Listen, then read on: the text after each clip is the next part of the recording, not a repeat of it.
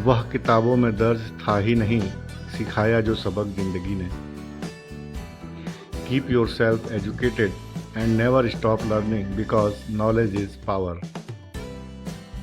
Educational talk with Rajesh Kumar Arohi, education and human energy expert. साथियों, मैं Rajesh Kumar Arohi, education and human energy expert, आज आपके लिए लेकर आया हूँ नया वीडियो, व्यक्तित्व एवं पूर्णावतार श्री कृष्ण की 16 कलाएं। साथियों, आगे बढ़ने से पहले मेरे चैनल को सब्सक्राइब कर लीजिए ताकि इसी तरह की ज्ञानवर्धक वीडियो आपको समय पर मिलती रहें, उनका नोटिफिकेशन आपको मिलता रहे। आइए आगे चलते हैं। साथियों, एक व्यक्ति का व्यक्तित्व विभिन्न गुणों का समुच्चय होता है। विभिन्न गुण मिलकर एक व्यक्ति का व्यक्तित्व निर्माण करते हैं। हमारी शिक्षा पद्धति और हमारा परिवार इन गुणों का विकास करता है। इन गुणों को प्रत्येक छात्र और प्रत्येक व्यक्ति को जानना चाहिए। आइए सबसे पहले जानते हैं कि कला किसे कहते हैं। किसी भी कार्य को सामान्य से हटकर सोचना,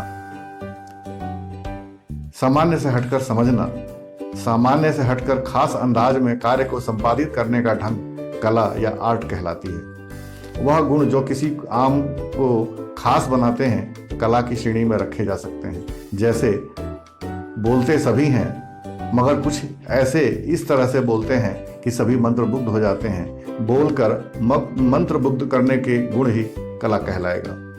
शास्त्रों के अनुसार भारतीय संस्कृति में 16 कलाएं मानी गई हैं। पेड़ पौधों में एक कला मानी गई है। इन्हें खाना चाहिए, निद्रा चाहिए, इन्हें सुख दुख का भी एहसास होता है। पशु पक्षी, इनमें 4 कलाओं का वास होता है क्योंकि ये बुद्धि का प्रयोग भी कर सकते हैं। सामान्य मानव में 5 कलाएं मानी जाती हैं। सभ्य संस्कृति और सभ्यता युक्त मानव समाज में 6 कलाओं की अभिव्यक्ति होती है। विशेष प्रतिभा वाले विशिष्ट पुरुषों में 7 कलाओं की अभिव्यक्ति होती है। महामानव, संत और महापुरुष जो इस धरती पर कभी कभी आते हैं उनमें 8 कलाओं का वास माना गया है। मानव शरीर अधिकतम 8 कलाओं को ही धारण कर सकता है।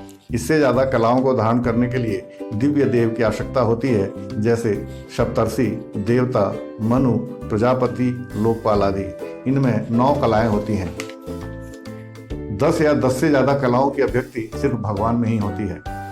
वाराह या नरसिंह अवतार में 10 से 11 कलाएं मानी जाती हैं। श्री राम अवतार में 12 कलाएं मानी जाती हैं। ये भगवान विष्णु के 7वें अवतार माने जाते हैं। श्री कृष्ण अवतार भगवान विष्णु के 8वें अवतार माने जाते हैं। श्री कृष्ण ही एकमात्र अवतार हैं जिन्हें संपूर्ण 16 कलाओं से युक्त पूर्ण अवतार माना जाता है। आइए हम जानते हैं कि ये 16 कलाएं कौन कौन सी हैं। इसमें पहली कला है श्री संपदा। श्री संपदा का तात्पर्य यह है कि जिसके पास भी श्री कला या संपदा होगी वह धनी होगा। धनी होने का अर्थ सिर्फ पैसा व पूंजी जोड़ने से नहीं है, बल्कि मन, वचन, कर्म से धनी होना चाहिए। ऐसा व्यक्ति जिसके पास कोई आस लेकर आता है वह उसे निराश नहीं लौटने देता। श्री संपदा युक्त व्यक्ति के पास माँ लक्ष्मी का स्थायी निवास होता है। कह सकते हैं कि इस कला से संपन्न व्यक्ति समृद्धशाली जीवन यापन करता है। दूसरी कला है भू संपदा। इसका अभिप्राय है कि इस कला से युक्त व्यक्ति बड़े भूभाग का स्वामी हो या किसी बड़े भूभाग का पर आधिपत्य अर्थात राज करने की क्षमता रखता हो। इस गुण वाले व्यक्ति को भू कला से संपन्न माना जा सकता है। तीसरी कला है कीर्ति संपदा। कीर्ति यानी ख्याति, प्रसिद्धि, अर्थात जो देश दुनिया में प्रसिद्ध हो, लोगों के बीच काफी लोकप्रिय हो, विश्वसनीय माने जाता हो, वह जन कल्याण कार्यों में पहल करने में हमेशा आगे रहता हो। ऐसा व्यक्ति कीर्ति कलाएं संपदा युक्त माना जाता है। अगली कला है वाणी सम्मोहन। कुछ लोगों की आवाज में एक अलग तरह का सम्मोहन होता है। लोग ना चाहकर भी उनके बोलने के अंदाज की तारीफ करते हैं। ऐसे लोग वाणी कला युक्त होते हैं। इन पर मां सरस्वती की विशेष कृपा होती है। इन्हें सुनकर क्रोध भी एकदम शांत हो जाता है। इन्हें सुनकर मन में भक्ति व प्रेम की भावना जगती है। अगली कला है लीला। इस कला से युक्त व्यक्ति चमत्कारी होता है। उसके दर्शनों में एक अलग आनंद मिलता है। श्री हरि की कृपा से कुछ शक्ति इन्हें मिलती है जो कभी कभी अनहोनी को होनी और होनी को अनहोनी करने के साक्षात दर्शन करवाते हैं। ऐसे व्यक्ति जीवन को भगवान का दिया प्रसाद समझकर ही उसे ग्रहण करते हैं। अगली कला है कांति। कांति वह कला है जिससे चेहरे पर एक अलग नूर पैदा होता है, जिससे देखने मात्र से आप शुद्ध बुद्ध होकर उसके हो जाते हैं, यानी उसके रूप सौंदर्य से आप प्रभावित होते हैं। चाह कर भी आपका मन उसकी आभा से हटने का नाम नहीं लेता और आप उन्हें निहारे जाते हैं। व्यक्ति को कांति कला से युक्त माना जा सकता है। अगली कला है विद्या।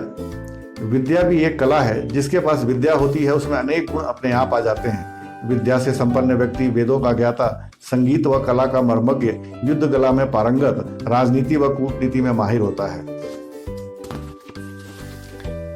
अगली कला है बिमला।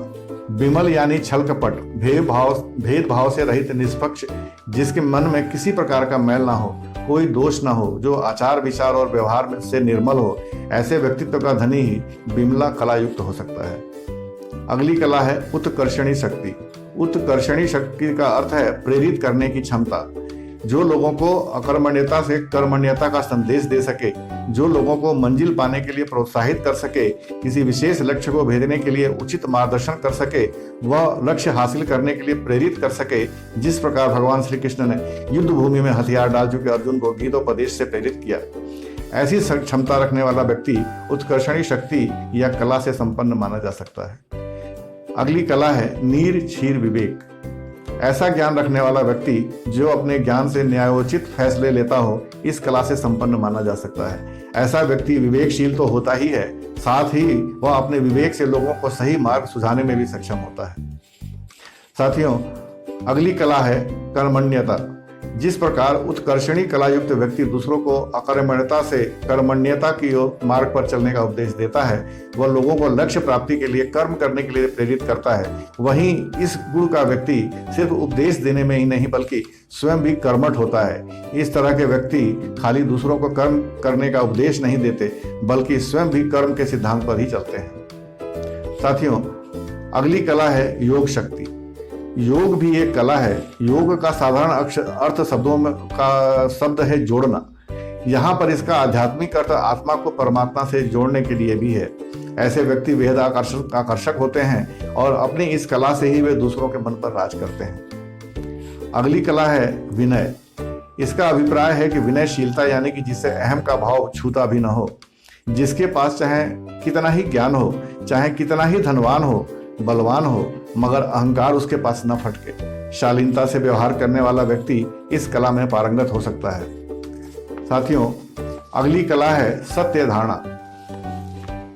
कहते हैं सच बहुत कड़वा होता है, इसलिए सत्य को धारण करना सबके बस में नहीं। विरले ही होते हैं जो सत्य का मार्ग अपनाते हैं और किसी भी प्रकार की कठिन से कठिन परिस्थितियों में भी सत्य का दामन नहीं छोड़ते। इस कला से संपन्न व्यक्तियों को सत्यवादी कहा जाता है। लोक कल्याण, संस्कृति और सांस्कृतिक उत्थान के लिए ये कटु से कटु सत्य भी सबके सामने रखते हैं। साथियों, अगली कला है आधिपत्य। आधिपत्य यह शब्द सुनने में तो ताकत का एहसास कराने वाला मालूम होता है, लेकिन यह भी एक गुण है। असल में यहाँ आधिपत्य का तात्पर्य जोर जबरदस्ती से किसी पर एकाधिकार जमाने से नहीं है, बल्कि यह एक ऐसा गुण है जिससे व्यक्ति का व्यक्तित्व ही ऐसा प्रभावशाली होता है कि लोग स्वयं उसका आधिपत्य स्वीकार कर लेते हैं, क्योंकि उन्हें उसके आधिपत्य में संरक्षण का एहसास और सुरक्षा का विश्वास होता है। साथियों, आखिरी कला है अनुग्रह क्षमता।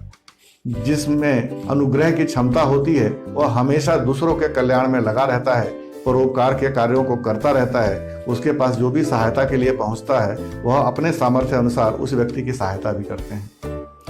कुल मिलाकर जिसमें भी ये सभी कलाएं अथवा इस तरह के गुण होते हैं वह ईश्वर के समान ही होता है, क्योंकि किसी भी इंसान के वश में इन सभी गुणों का एक साथ मिलना दूभर ही नहीं असंभव भी लगता है, क्योंकि साक्षात ईश्वर भी अपने दशावतार रूप लेकर अवतरित होते रहे हैं। लेकिन ये समस्त गुण केवल द्वापर युग में भगवान श्री कृष्ण के अवतार के रूप में ही मिलते हैं, जिसके कारण उन्हें पूर्णावतार और इन 16 कलाओं का स्वामी कहा जाता है। साथियों, इस प्रकार हमने जाना कि किसी भी व्यक्ति के व्यक्तित्व में कुल 16 कलाएं कौन कौन सी होनी चाहिए।